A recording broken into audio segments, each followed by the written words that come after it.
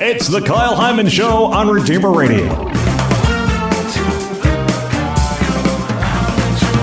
This is Kyle Hyman. I am at the Fort Wayne Museum of Art with Charles and Amanda Shepard, the CEO and COO of the museum, here for my monthly art history lesson. Thank you for being here again. Happy to be back. We still don't have the theme song. But maybe somebody can work on that. Send it in. So who are we talking about today?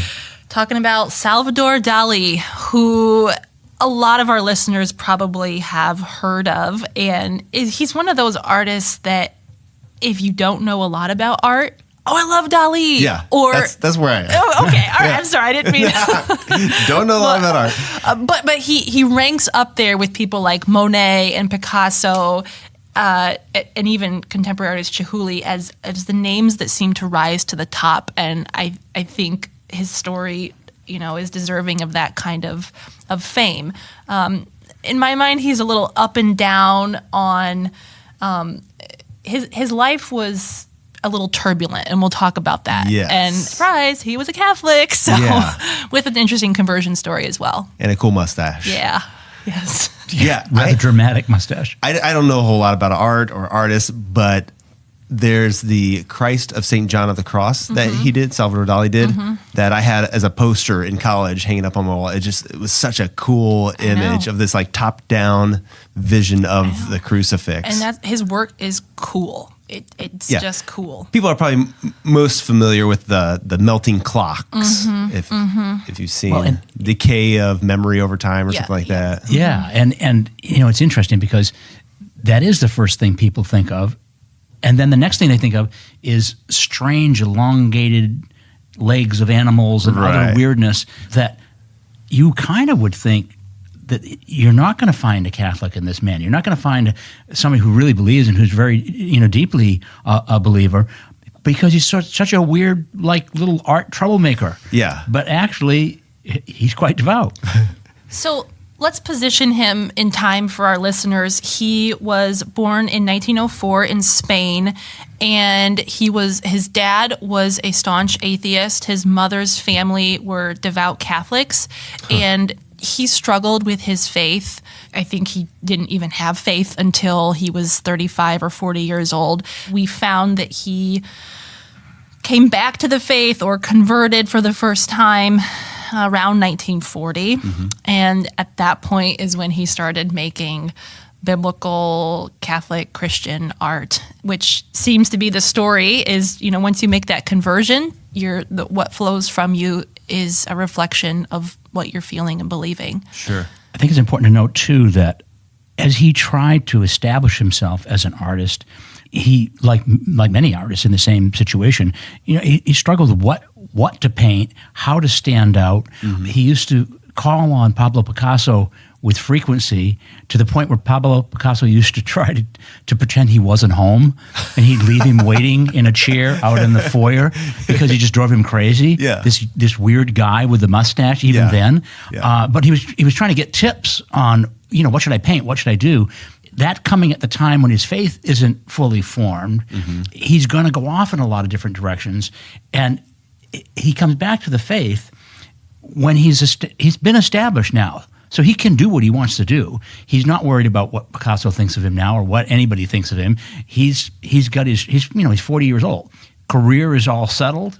Now, that's probably premature to say that, but he's well into his career. So established now I can do what I want to do. Okay. And at that time he finds the faith again. Right. And so, as Charles was saying, his career was established in the Surrealists. And it was a group of people who followed the thoughts of André Breton, who, interestingly, was also a doctor who was very much inspired and formed by Sigmund Freud, who was a psychoanalyst for soldiers of World War I who experienced shell shock. So both Dali and the Surrealists were operating in these times between World War I and World War II, and also after. So they were living and working in turbulent, confusing, terrifying times. And the Surrealists, for our listeners, if you don't know, the work is weird. It's influenced by dream imagery.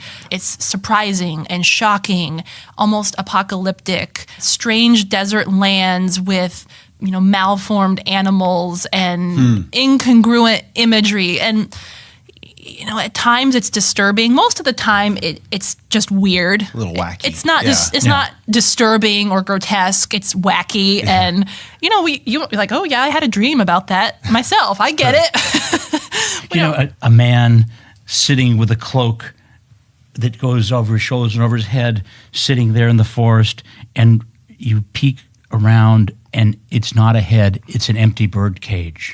What's the statement? That he's lights are on, nobody's home. Mm-hmm. I don't know, but they're trying to dig into the early stages of what's inside your mind. Uh-huh.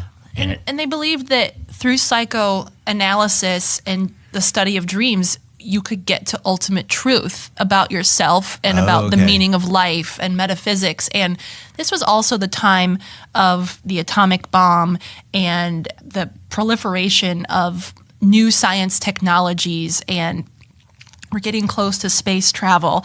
And so there was a dichotomy between science and religion, which is still raging throughout the decades. But Dali gets to the point of his conversion where he rejects that dichotomy. And I found this quote where he says, "Even in the atomic age," Dali maintained, "not a single philosophic, moral, aesthetic, or biological discovery allows the denial of God."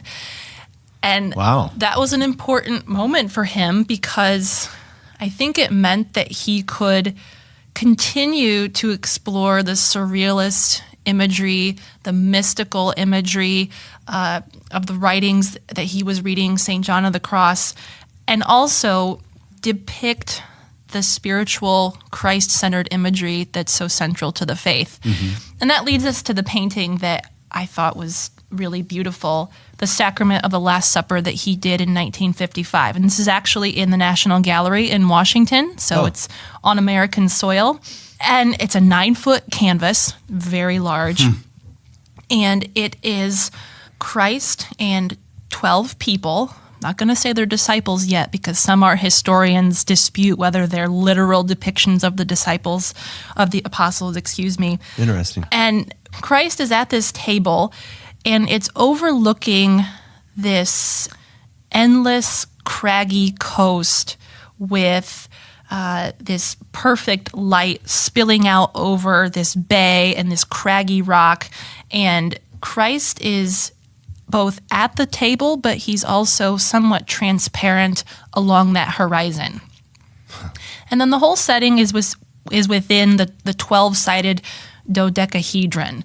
And then above that dodecahedron, we see the torso of a man, no head, and he is also both in the picture but transparent.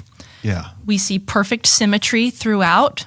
The only activity in the painting is Christ gesturing to himself and above. I think we can guess that this is the Father above, but very humanized, younger than most depictions of the Father in art, and then no head. And I read that the landscape for the painting is a literal depiction of the view from his home in Spain. Of Salvador Dali's home. Yes. So this is the Spanish coast that he would have seen all the time from his home. Okay. And then these 12 men who clearly appear as though they're the 12 men at the Last Supper, and yet we don't see their faces. They're mirror images of one another, and they're all cloaked, almost like a priest in Eucharistic benediction would be. I thought that was really interesting. Their hands are at the table, their faces aren't at the table. And he talked about the perfect symmetry of this painting. I wanted to materialize the maximum and luminous instantaneousness based on the celestial communion of the number 12. 12 hours of the day, 12 months of the year, the 12 pentagons of the dodecahedron, 12 signs of the zodiac, the 12 apostles around Christ. So he's looking for this perfect symmetry, which I think mirrors the perfect union of heaven and earth that we get at the Eucharist. And this painting to me looks like this perfect coming together of both earthly realities and then, of course, the eternal realities. Now, it's interesting to note, too, that at the time that Dali finds his faith, his art moving in that direction is directly opposite all the modern art and all the big names that he's longed to compete with. He takes a different path. It's common for the artists of that time, in 1904 even to 1965, to disavow any faith in anything. How could there be a God if we've just had 2 world wars? How could we have a God that doesn't understand what's going on in my mind, as if I'm that important? So Dali gets artistically to the point in his career that he is competitive with all these individuals, and he goes in a totally different direction and is a believer when everybody's telling him, no. And so I think he's not treated well by art historians and critics at this time when he finds his faith, because they don't want to see this. This is spiritual imagery. Yeah. You should be doing totally abstract muck. That's what it's all about. So by doing religious artwork, he's almost excommunicating himself from the art community. Yes. And he announced his separation from the Surrealists and a return to classicism. Even though there's a lot of Surrealist influence here still. This is not your typical Last Supper image. No, it's not. And I think that's really cool because he's showing that you don't have to adhere to literalism when depicting something of a spiritual nature. When you think of the real presence of Christ and the mysteries of the Eucharist, it's not something that we creatures can fully understand. And we can't depict it and explain it with our own devices. And so he's turning to symbols and images of the eternal. Through Christ, his transparent body here, we see a couple of boats, and they're all heading off to this horizon. And I see that, through the transparent Christ here, who's very much at the table, but also very much not human. He's divine and human. He's in both places at once, which is the mystery of the Eucharist. And I think Dali has loaded this painting with so many symbols and images of that strange reality. It's a very uplifting version of the Last Supper. If you think of other ones you've seen, they're dwelling visually on the sadness of this moment. It's the Last Supper. And Dali has approached it, we're going into the light. It's a much more uplifting depiction than you'd ever think you'd ever see. Yeah. This painting wasn't without its critics. Paul Tillich, a Protestant theologian, said that it was just a travesty. He's depicted Christ as he looks like an American baseball player. Okay. I mean, he went out of his way to criticize this painting as just being a travesty on all fronts. So it really was not beloved by all. I'll say, though, that when the National Gallery put it out for the first time the day before Easter, 1956, 7,000 people came to see it. Yeah. And it's on view all the time at the National Gallery. Yeah. It's won out as its favorite painting time and time again. Have either of you seen it? No. In person? No, but I'd love to now. Yeah. Now that we're really getting into it. Yeah. All right. Well, this has been fascinating. Again, you can check this out. It's The Sacrament of the Last Supper from Salvador Dali, and I'll have an image of it in the show notes as well. But what's going on with the Fort Wayne Museum of Art?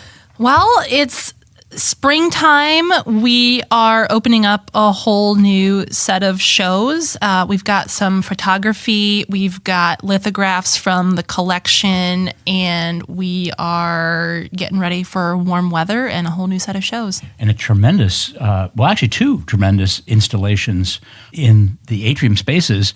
One, a beautiful and 55-foot long glass installation by Martin Blank that we hope will stay here forever.